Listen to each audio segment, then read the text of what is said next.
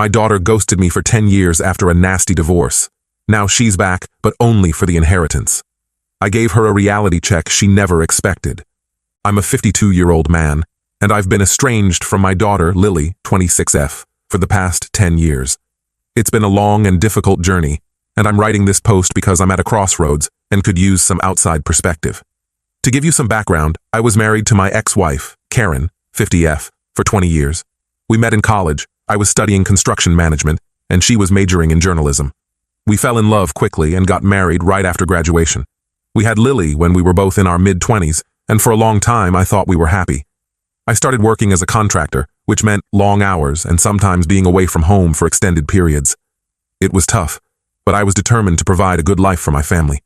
I remember coming home late at night, exhausted, but happy to see Karen and little Lily. Those early years were challenging, but filled with love. Karen decided to be a stay-at-home mom when Lily was born. She had always wanted to write a novel, and we thought this arrangement would give her time to pursue that dream while taking care of our daughter. I supported her decision fully, working even harder to make sure we were financially stable. As Lily grew older, I tried my best to be present for the important moments. I never missed a school play or a parent-teacher conference. But I can't deny that my work took up a lot of my time. I thought Karen understood, and she never complained. Looking back, maybe that should have been a red flag. About 12 years ago, I discovered that Karen had been cheating on me with multiple men for years. It wasn't just a one-time thing or a recent development. She had been living a double life almost since Lily was born. I found out when I came home early from a job site and overheard her on the phone with one of her lovers. The things she said. It was like I didn't even know the woman I had been married to for nearly 2 decades. It felt like my whole world collapsed. All those years of hard work, of thinking we were building a life together, suddenly felt like a lie. I confronted her, and things quickly spiraled out of control.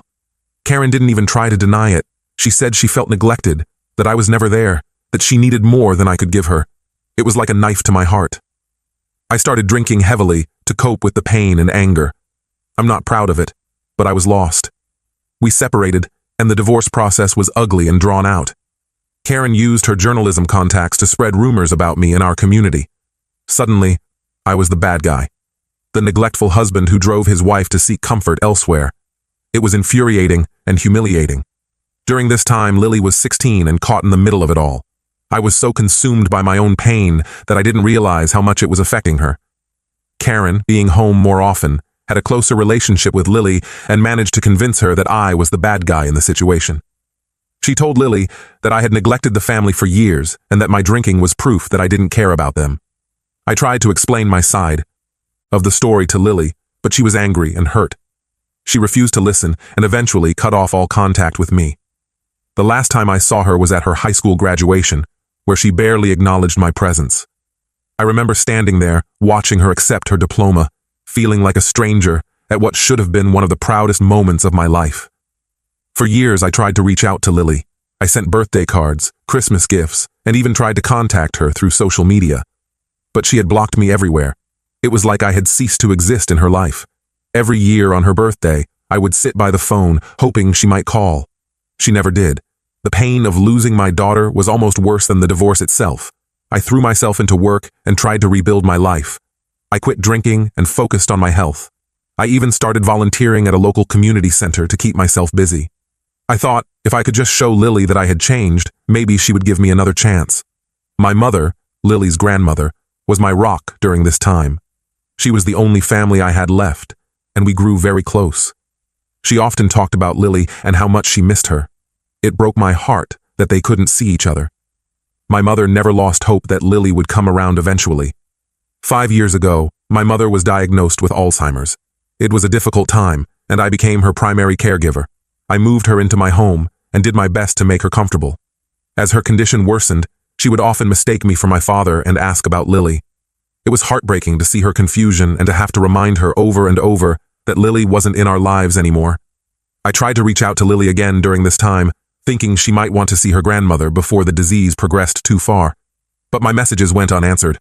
I left voicemails telling her about her grandmother's condition, hoping it might spark something in her, but there was only silence. My mother passed away 6 months ago. It was a devastating loss, and I felt more alone than ever. The funeral was small, just me and a few close friends.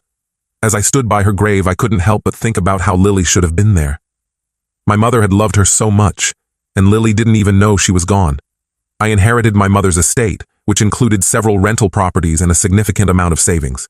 It wasn't something I had ever counted on or needed, as I had always lived comfortably on my own income. My mother had been smart with her money, investing wisely over the years. I decided to keep managing the properties, seeing it as a way to honor her memory. Last week, out of the blue, I received a call from Lily. I almost didn't recognize her voice. She said she had seen on Facebook that her grandmother had passed away and wanted to check on me.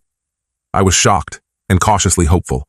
Her voice sounded different, more mature, of course, but also hesitant, almost nervous. We talked for a while and she suggested meeting in person. I agreed, and she came over too. My house for dinner last night. When I opened the door, it was like looking at a stranger. The last time I had seen her, she was a teenager. Now, she was a grown woman. She looked so much like Karen that it almost took my breath away. At first, it was awkward and tense. We made small talk about her job. She's a teacher now, and my work.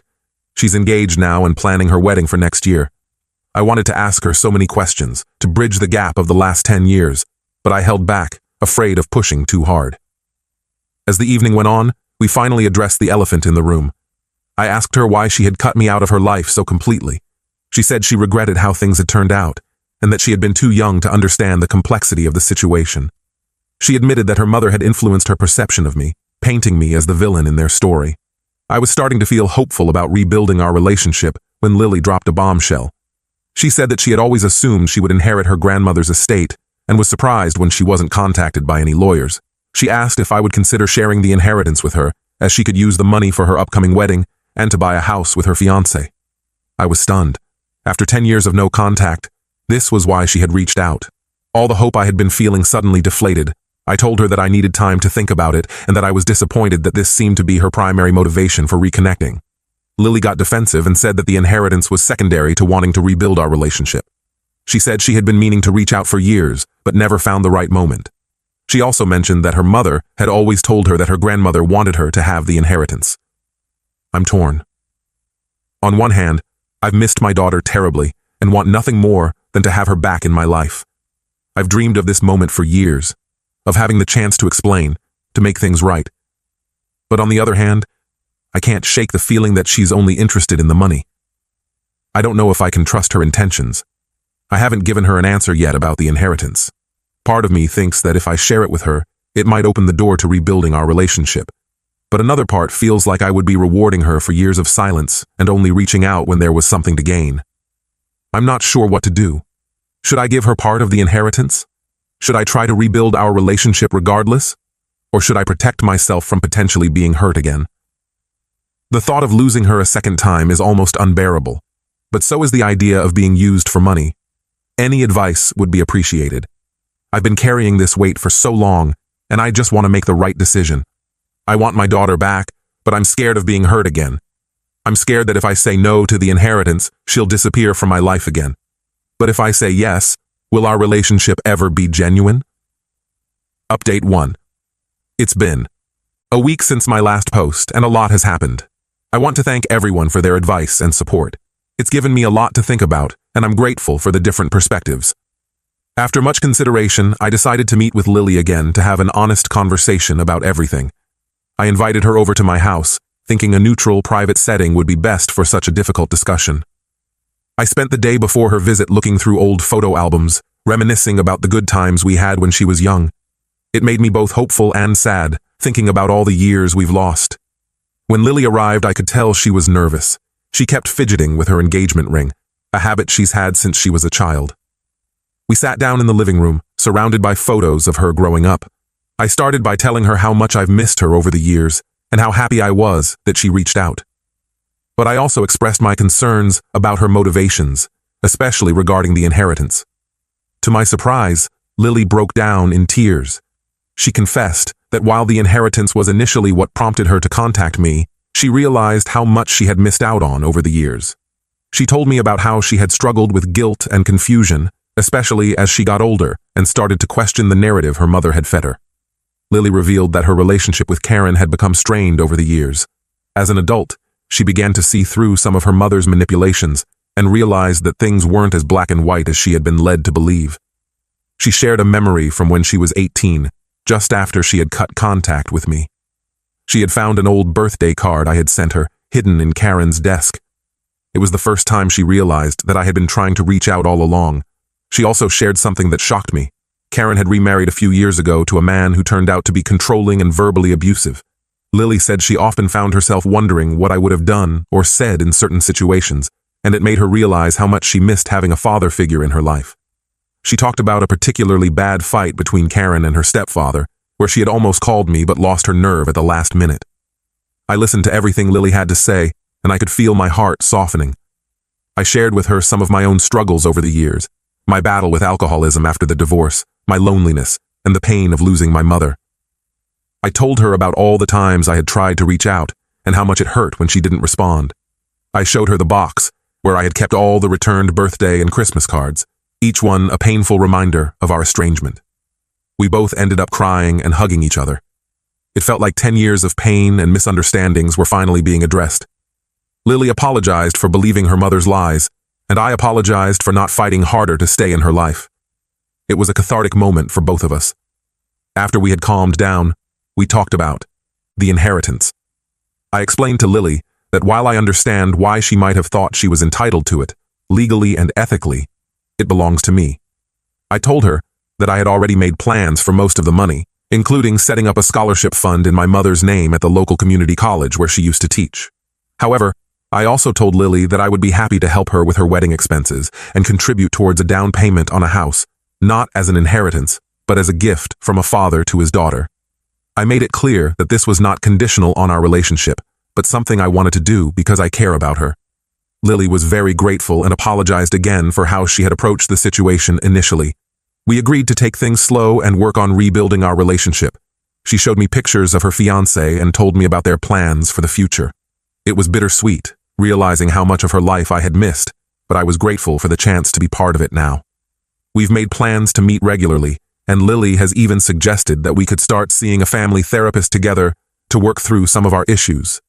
She mentioned that she's been in therapy herself for the past year, dealing with the aftermath of her mother's emotional manipulation and her stepfather's abuse. I'm proud of her for taking that step and agreed that professional help might be good for us too. Before Lily left, we looked through some of the old photo albums together. There were so many memories, her first steps, her first day of school, family vacations.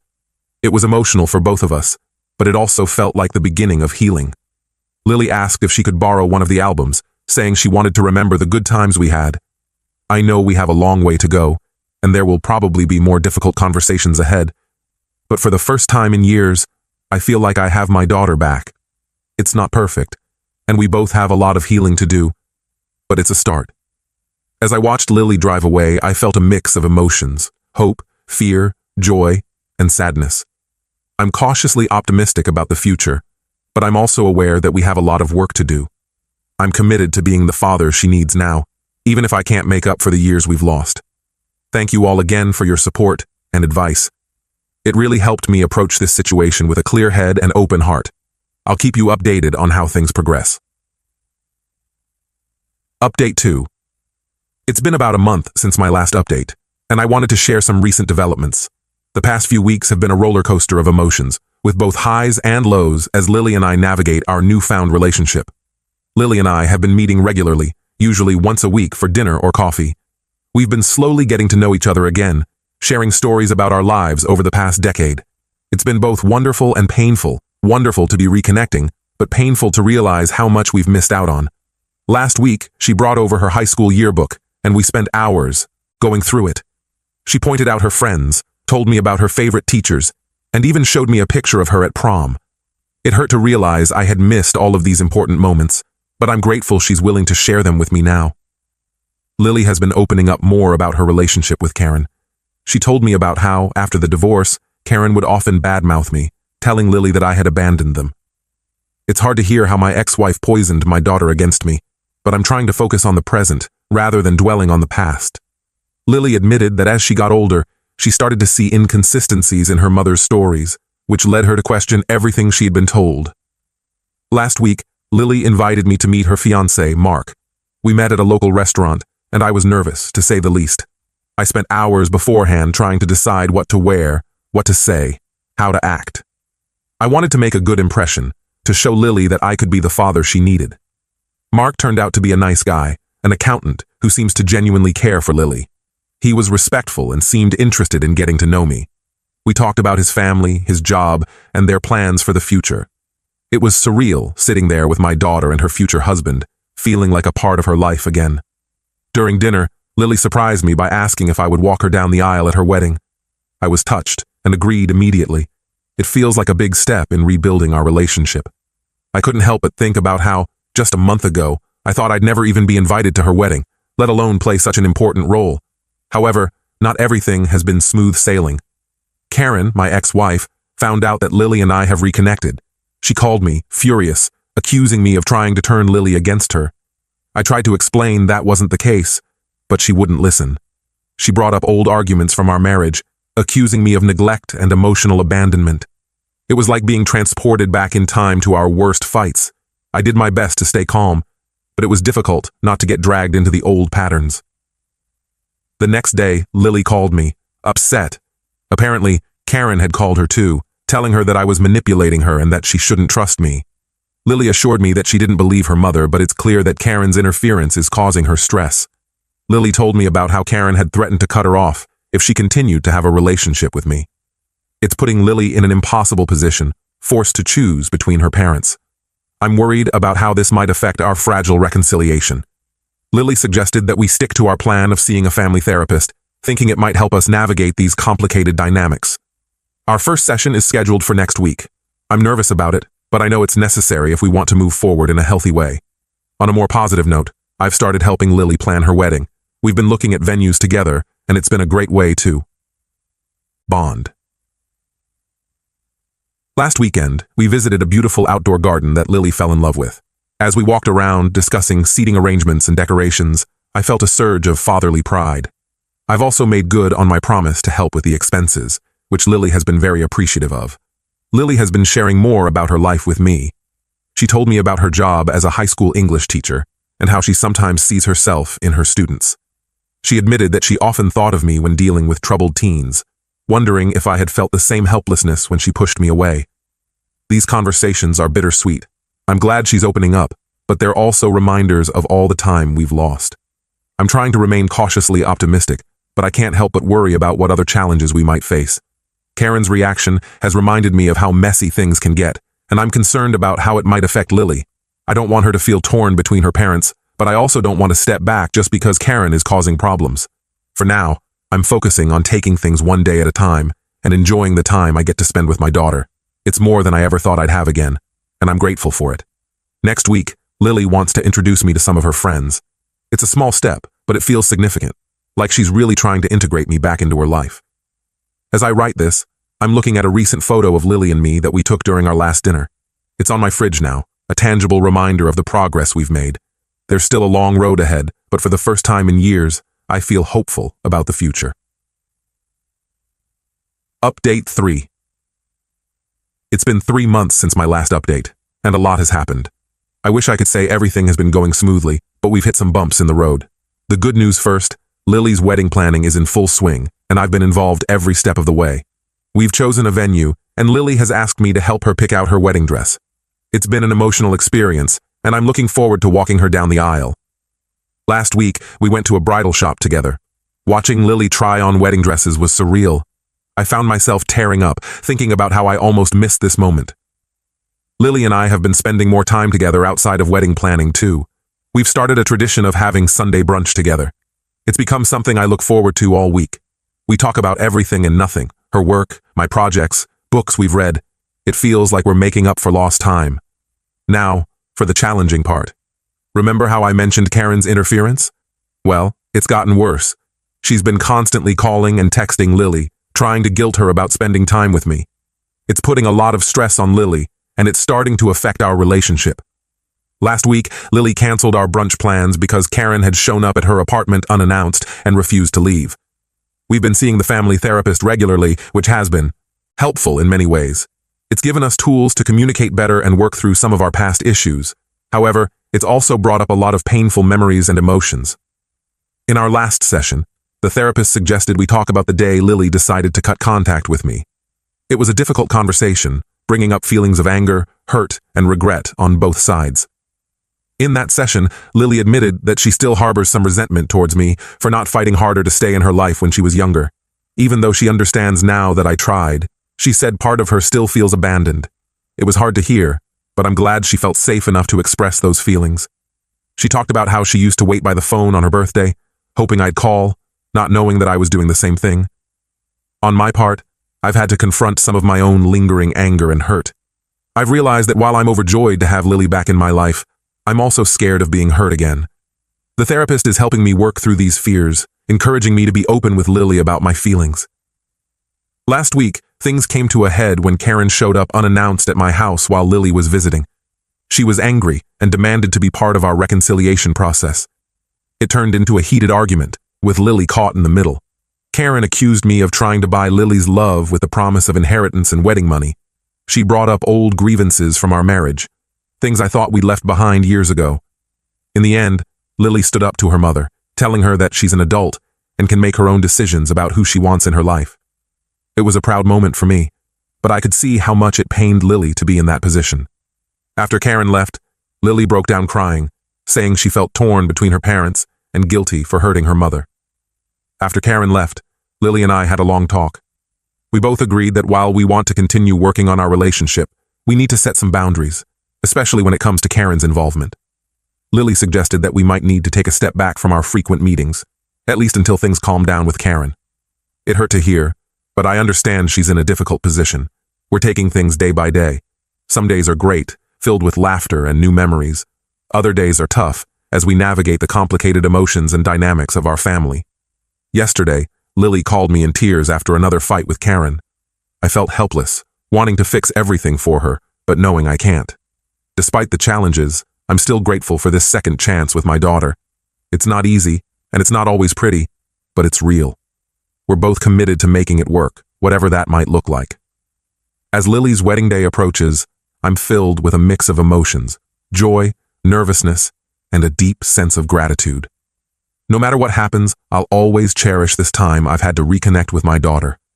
I just hope that we can find a way to move forward that brings peace to all of us.